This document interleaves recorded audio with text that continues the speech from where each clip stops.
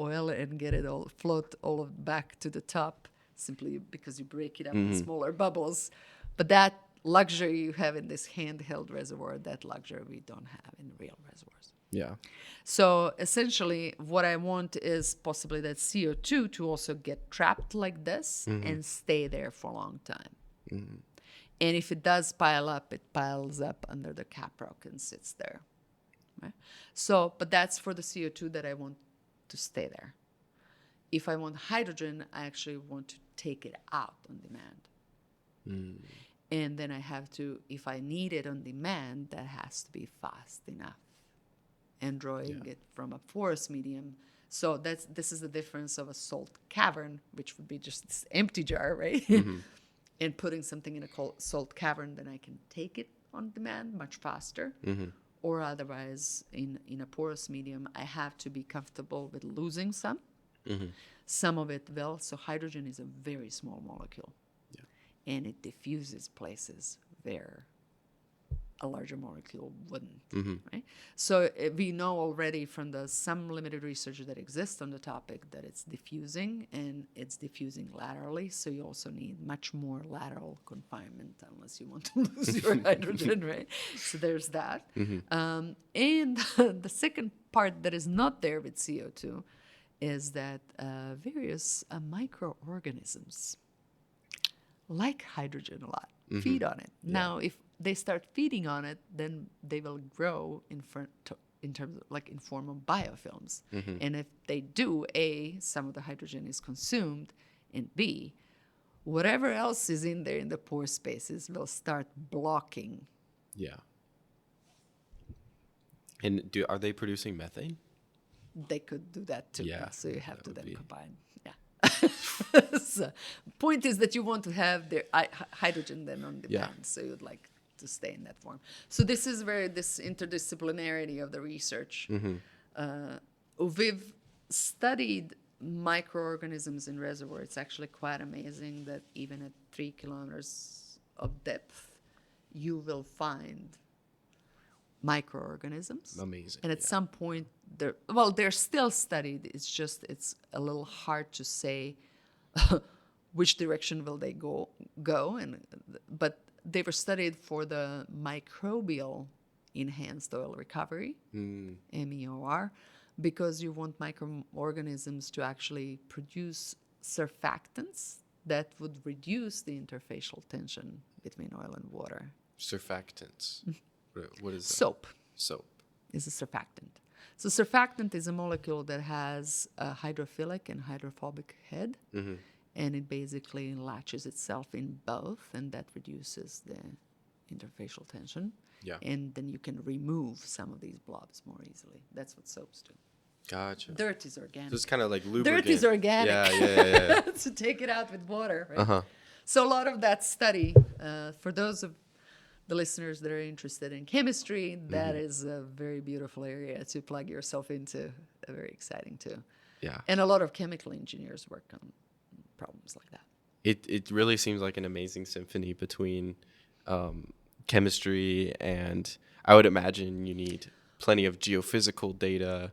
Also and rock mechanics. Rock so mechanics. How do we geophysics, right?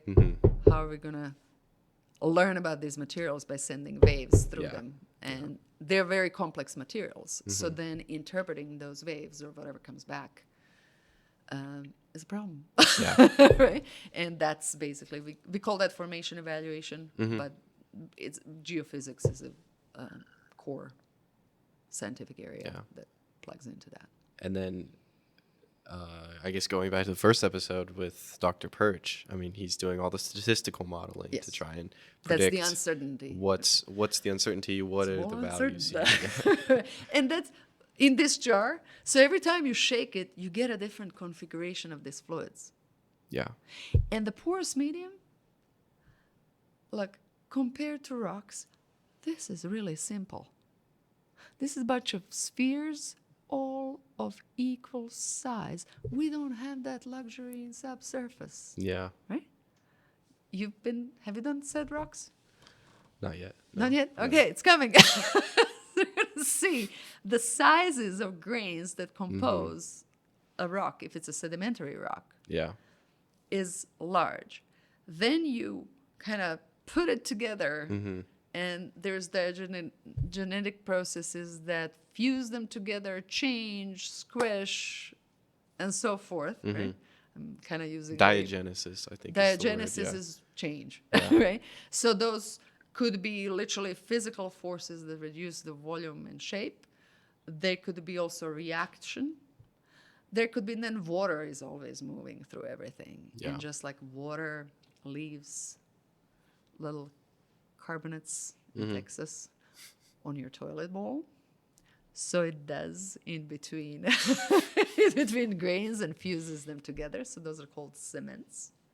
So typical original grain will have layers of cements that came over millions of years that actually create a rock in the end. It's fascinating. That is fascinating. And you study that with various versions of microscopy. Yeah.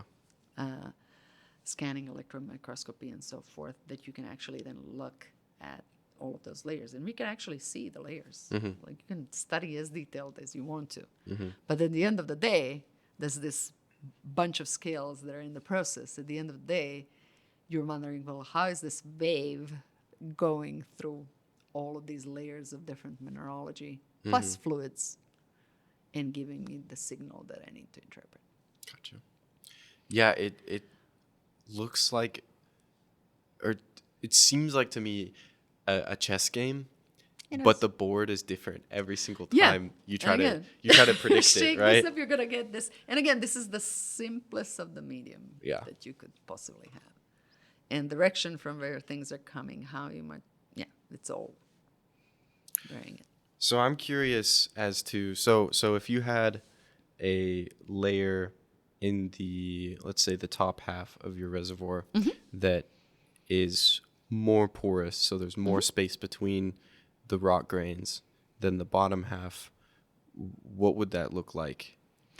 So there are different, so porosity is so porosity is just fraction of the void space. So there's no size to it. So what matters is both the how much of it, fraction, plus what is the size. So if there's a lot of holes, it could have the same porosity as something with less holes but bigger holes. Yes. Okay. So I could find spheres. Yeah. I could make these spheres twice smaller. And if I pack this jar with those spheres, and they're all the same, the porosity between two jars will be the same, away from the boundary effects that I have around the jar. Right? So, and that's roughly around 36%. We know that. We have a lot of those. So we've studied a lot of those. We've packed a lot of those. Let's say that it's 36 to 40%, no matter what you do. And when you say percent, is that percent of the jar that's percent open of the space? jar that is open. Gotcha. The rest is the bead. Okay? So that's the close. So no matter what the size is, porosity is 36%.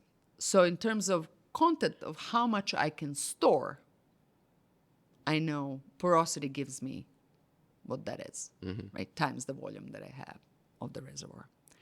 But the size tells me how fast I can do the process of withdrawing it.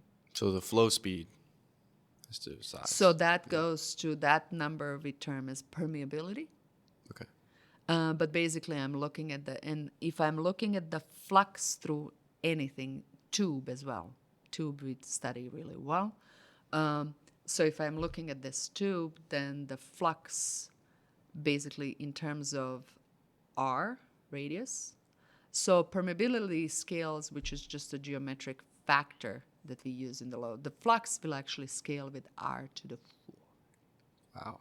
Okay. Yeah. So now if I divide my R in 2, I have divided my flux in 16. Yeah. Now that's volumetric flux. We often... So flux being the amount of your fluid that's flowing volume through... per time. Flowing through an area. Gotcha. Volume per time. Volume per time. Okay. That's often flux if it's volumetric flux. Yeah. Now, we often normalize it by area. Yeah. Right? Because then I have a normalized So then I just scale by area as I need to. So if I'm dividing by area, that's r square, right? It's r square p here. So then it's gonna that normalized flux, which is linearized velocity, and that's what we think about as we often term it as Darcy velocity, because Darcy's law is the first study on that topic. So that's our lens of how fast things go through the ground. So that's not the velocity of like going through all of the pore space. It's kind of like what I see is the front moving through my porous medium. Yeah. And that's this linearized velocity flux. Yeah, from what I understand, so you have Darcy's law explaining the kind of macro scale movement of that fluid, but now you have Navier-Stokes that's explaining so the that grain to linear grain. velocity depends on r square. So that linear velocity will go down by the square of the number that you're reducing the size of your grains. So the radius of the grain being r. Now, there is radius of the space in between grains and radius of the grain. They're not the same because I'm not flowing through the grain, but they're very much correlated. So if I have these spheres here, then roughly the smallest spaces in between those spheres are 1/5 of their radius is 1/5 of the radius of the grain, give or take. Yeah. There's distribution of sizes, of course, enter geostatistics. There's a distribution of sizes. There's also how they're spatially correlated. But some of the smallest ones are like in that range. That's just a rough number that guides. Gotcha. Fun stuff. Let's not go into lecture because we'll be here for hours. You're going to stop me from lecturing. That's a danger of talk. Cool. Yeah.